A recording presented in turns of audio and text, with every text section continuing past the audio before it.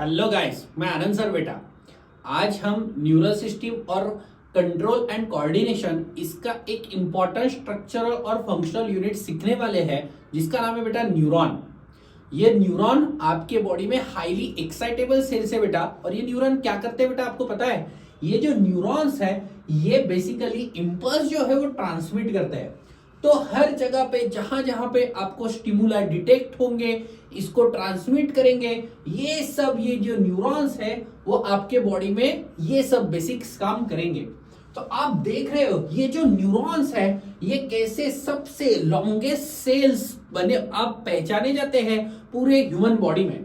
तो neuron generally 100 centimetre तक है बेटा, और इसमें कुछ पार्ट्स है जिसके बारे में आज हम इलाबोरेट करेंगे। इसमें का एक जो पार्ट है, ये जो आपको पार्ट दिख रहा है, इसको आप सेल बॉडी और साइटोन ऐसे कह सकते हो। Have you observe this cell body? और इसके एग्जैक्टली सेंटर में आपको न्यूक्लियस दिखेगा, उसके आजू बाजू आपको एक पर्टिकुलर पार्ट दिखेगा बेटा जिसका नाम है नीजल्स ग्रेन्यूल। तो ये क्या बन गया है, ये सेल बॉडी का पार्ट है। और ये जो फैले हुए स्ट्रक्चर आपको दिख रहे हैं जिसको आप सिंगल डेंड्रॉन और बहुत सारे डेंड्राइट्स कह सकते हो। Have you observe one of the single dendron and dendrites as well? So बेटा एग्जैक्टली सेल बॉडी के यहाँ पे आपको एक्सॉन दिखेगा, और ये एक्सॉन क्या करेगा? ये एक्सॉन इंपल्स माने एक्शन पोटेंशियल एक न्यूरॉन से दूसरे न्यूरॉन में भेजेगा।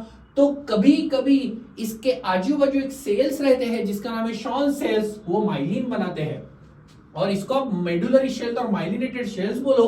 और इसमें न्यूरोलीमा भी प्रेजेंट है। When you talk about the neuron, the end part is called terminal arborization. Okay beta, so what happened exactly? The impulse that is carried or taken by the dendrites are transmitted from one neuron to another neuron, and if you observe there will be the one gap. You know that what that gap is called? Node of Ranvier. And finally this action potential comes to the end known as synaptic knob in the form of neurotransmitter. One of the example of neurotransmitter is acetylcholine, and this gap is called synaptic gap. Okay beta, so the message are coming from presynaptic membrane to the postsynaptic membrane and finally reaches to the brain. Okay, so this is all about the neuron. And if you observe, these impulses are obviously the action potential obviously analyzed by the brain.